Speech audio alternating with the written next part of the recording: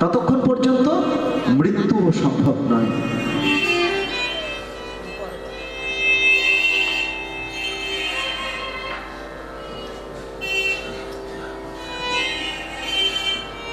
গোবিন্দ বললেন, অর্জুন তুমি বাণ মারো।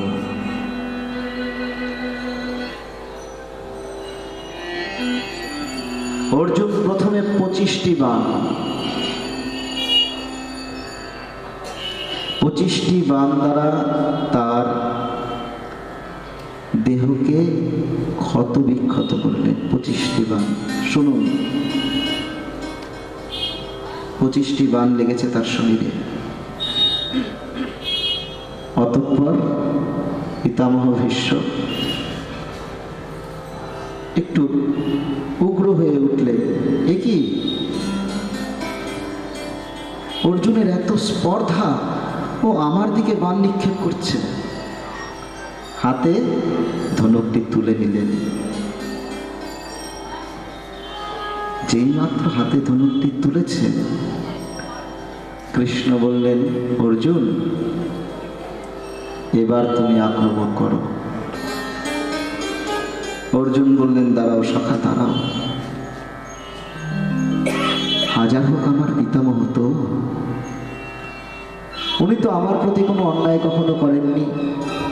তুমি তো গীতার শিক্ষা যখন আমাকে দিয়েছ, তখন তুমি বলেছ, দেখো গীতার কথা বলা হয়েছে কিন্তু ভীষ্ম পর্বের পরে, ভীষ্মের সরসজ্জায় যাওয়ার পরে গীতার প্রথম বাণী শুরু। তো যখন আমি যুদ্ধ করতে চাইছিলাম না, তখন তুমি আমাকে বললে যুদ্ধ করার কথা। কেন?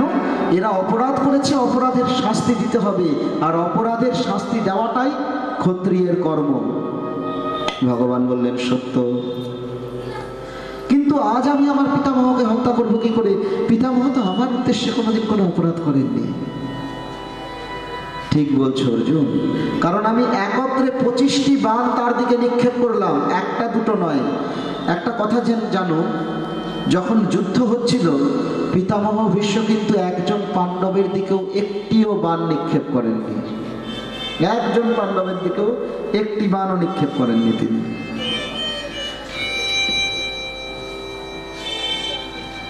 আর আজকে যখন তিনি ধনুকটা তুলে নিয়েছেন, বাণ চালাবেন বলে, সেই সময় কৃষ্ণ অর্জুনকে বলছেন, শোনো অর্জুন, উনি কোনো অপরাধ করেননি ঠিকই, তুমি এক কাজ করো, শিখণ্ডীকে তোমার সম্মুখে নাও।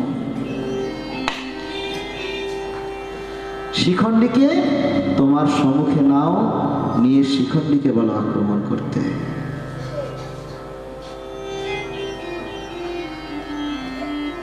উনি তো বলেছিলেন সারা জীবনে কোনোদিনও নারীর স্পর্শ লাভ করতে চান না। শিখণ্ডী পূর্বে কে ছিলেন? এক নারী।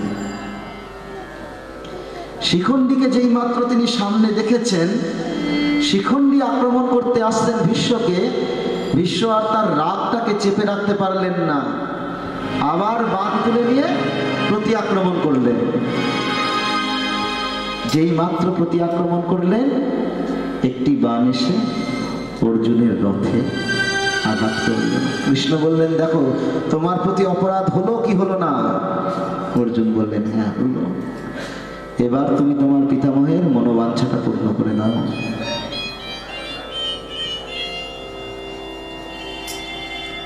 প্রথমে পদমূলে 25টি বাণ, অঙ্গে পদমূলে 25খানি বাণ,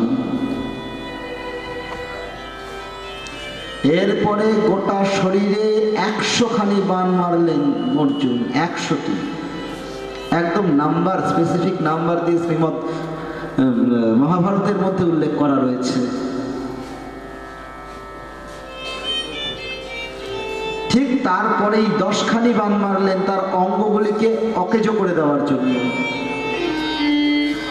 যখন অর্জুন এরকম কর্মটি সমাপন করেছেন, তারপর থেকে পাণ্ডব পক্ষের সেনাদের সহস্রখানি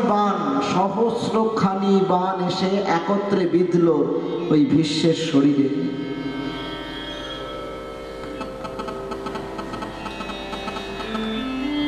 ক্ষত বিক্ষত হয়ে গেল ভীষ্ম, পতন হলো ভীষ্মের। সরসজ্জায় পতিত হলেন তিনি।